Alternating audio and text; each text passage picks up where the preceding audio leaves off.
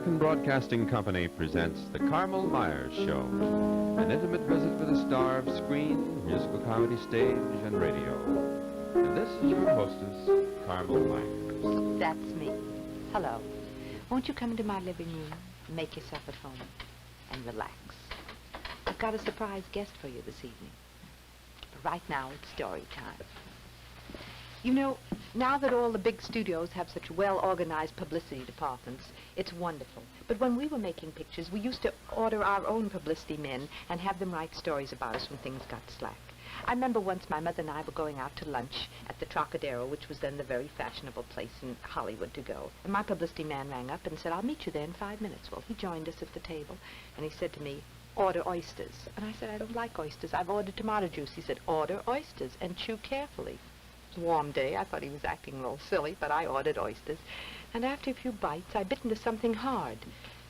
I looked, and I let out a scream. There was a big black pearl in one of the oysters. Well, reporters sprang up from nowhere and started running towards me. All my chums came over. The manager of the restaurant ran over, and we went to the very nearest jewelry store and had it appraised, and they said it was worth $1,000. The next day, the papers carried big scale lines, "Actress's bite worth $1,000. As soon as the publicity man got me alone, he said, "Give me back the pearl." I said, "It belongs to me. I found it. We don't have to give it back to the Trocadero." He said, "Give me back the pearl. I have to take it back to the jeweler. I put it in the oyster." That's how stories are born. Well, my mother and I talked about that lunch at the Trocadero for a long time. Here's a photograph taken of her just about that time. We were very good pals. She had a wonderful sense of humor. She was a great gal, and we went everywhere together. She had a lovely singing voice, too, and she taught me a lot of very, very nice folk songs, American folk songs. I'm going to play you a couple. Maybe you'd like to hear them. This is one she used to sing me to sleep with when I was a little baby, and I, in turn, have sung my children to sleep with the same song. It's called Tommy Riley. Tommy Riley was a naughty little boy. Tommy Riley was a naughty little boy. For he spilt the ink upon the pretty dress of Carmel's dolly, and the teacher would not let him go home for his dinner. Tommy Riley, why were you a naughty boy? Tommy Riley, why were you a naughty boy? For you spilt the ink upon the pretty dress of Carmel's dolly, and the teacher would not let you go home for your dinner. Here's another one she taught me. A young man came to Maryland with things to buy and to sell. He bought and sold, but he stole away a pretty Florabelle. Oh, Florabelle, dear Florabelle, we cannot hear you singing in the dell. For he bought and sold, but he stole away a pretty Florabelle.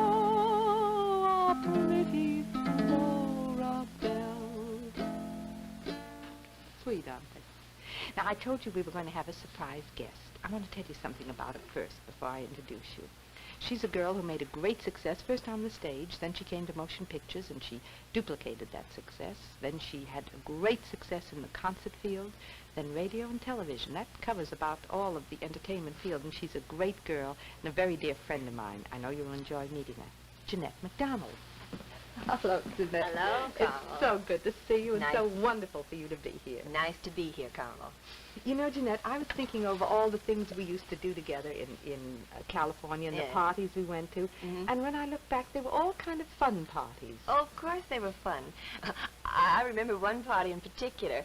It was a few years ago, and your husband, Ralph, called up at the last minute.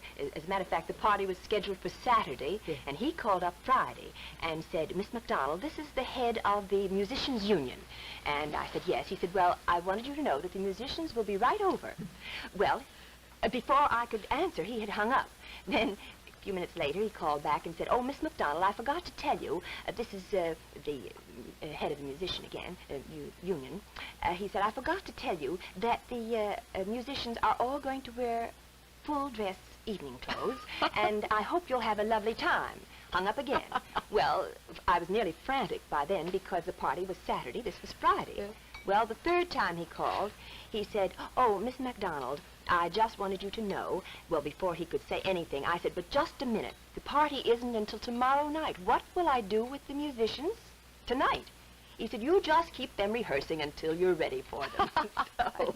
So, I was sitting right next to him, and we were giggling, carrying on like children, wondering how you were taking it on the other end. awful moment. Oh, we had such fun. This was about the time, too. You remember the old premieres, the motion picture premieres, how everyone got dressed up in their best clothes and all came in chauffeur-driven cars, but they Yes. didn't have one, they'd hire it for Yes. the evening. Well, one night at one of the very swankiest of them, Charles Coben, the very dignified Mr. Coben, drove a battered-up old jalopy to the entrance, got out, and the doorman said, "Just a moment, please. What would you like me to do with this thing?" And Coben looked at him and he said, "Keep it." And walked into the theater. No one ever saw the car again. Oh, that reminds me of a party. Oh, I think it was the first party I ever went to in Hollywood. Ernst Lubitsch gave it, and that was where I met you, incidentally. Yes, I remember. And Luella Parsons was at that party. Of course, I didn't know Luella from any other newspaper person at that time. Yes. You were in one room with a group of people. I was in another room with a group of people, and I think you started to sing. Well, our group didn't pay any particular attention. We were laughing and talking. And I think Luella was a little bit upset because I, as a fellow singer, didn't come in to listen to you, you see. She was quite angry, as a matter of fact. You know, Luella is very loyal to her friends. That's right. And fortunately for me, we became friends afterwards. But for a while, Luella didn't like the idea of my not listening. I never knew that. Oh, yes, she had it in for me for years. Really? Well, look, now, as long as I was unable to hear the song that time, and I was a naughty girl, according to Luella, maybe tonight you'll sing for me if I promise to be a good girl. Oh, and do listen. that. The same song? Is that I think it was Sally. Yes, it probably was, and I bet you I had my uke around. Well, I'll try it with it anyway. all right. Sally, why don't you come back, for the alley is not the same. You can have your fame, but what we're after is your sunshine and your laughter. Nobody else could be so Callie. In our hearts we miss you, Sally. Come back to the alley, Sally. Don't say no. Was that it? Yes, that was wonderful. Thank you, Jack. You know, on this program, we usually I show photographs of former motion picture stars to my guests and to my chums out there, and then they try to guess who they are. Oh. But tonight I arranged something a little different. What? I have stills from your old pictures, a Oh, few of them. no. And I want to see if you can recognize them and tell us something about them. Oh, hope I can remember them. Yes. Let me see. Oh, yes, this is San Francisco. Oh, is it? I couldn't make that See? out. Yes. Well, now let me see. What happened during San Francisco? It's a great picture. I remember Yes, but that. the one scene, you remember the big scene in the picture was the earthquake Yes. scene. Oh, never Well, forget I had myself a very special spot up in the parallel with the cameramen because everybody was barred from the set, of course, except those who were actually going to be in the scene. So I had myself very specially perched up Hidden. on the parallel, right? And just before the scene was to be shot, Mr. Van Dyke called out and said, "We're ready to shoot the scene, and now, Miss MacDonald, you may go back to your dressing room where you were told to go in the first place." He was a doll. Oh, he was wasn't cute. Let me see. Oh, this is Smiling Through. Oh, beautiful picture. Oh, this was one of my favorite Yes, pictures, as a matter of beautiful fact. picture. Yes. You see, Gene is back here. He's up here on the balcony, and this is just a moment before he's about to shoot me. Well, he told me afterwards that he had the most awful stage fright because just at that moment, he had the horrible feeling, wouldn't it be dreadful if the gun were really loaded, knowing full well it wasn't, but he said he just had a dreadful time to pull the trigger. Oh, dear. Well, anyway, I'm still living, so I guess everything worked all right. Thank goodness. Oh, now this one's the Firefly. Oh, yes, it was a love. Rimmel, Rudolph Rimmel. Yes. Oh, remember that gown? Yes. This was a very elaborate, lacy affair with lots of beads on it. Well, I had rehearsed the Spanish dance with a pattern. It was not this dress, but Like a dress a muslin. just like that's right. Well, when I got on the set to do the dance, if you please, the gown was so heavy I could hardly lift my legs. No. I had a dreadful Well, it looked all right because Well, you did it beautifully. I staggered through it. Now, I think I have been an audience long enough. One more little song. I'd love to. Have you any suggestions? No, you sing what you want this Well, time. I love Enchanted Evening. Oh, please. Rogers and Hammerstein. Yes. Love it. Some enchanted evening, you will see a stranger. You will see a stranger across a crowded room, and somehow you know even then, that somewhere you'll see him again and again. Some enchanted evening, someone may be laughing. You will hear him laughing across a crowded room, and night after night, as strange as it seems, the sound of his laughter will ring in your dreams. Who can explain it? Who can tell you why? Fools give you reasons, wise men never try.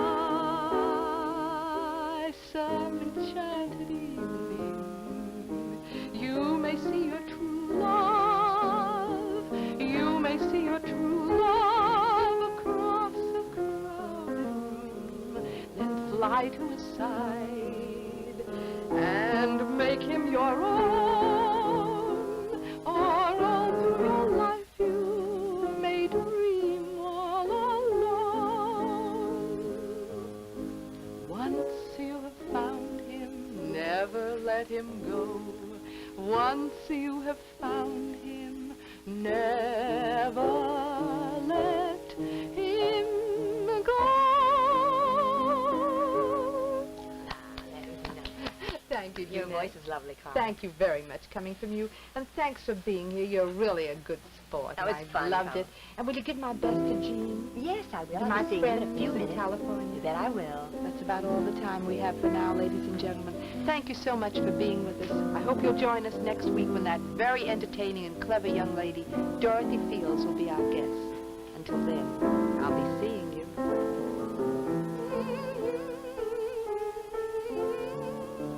On the Carmel Myers Show, the producer is Stanley Poss. The writer, Robin Black. The director is Les Gorel. And the technical director, Phil Evans.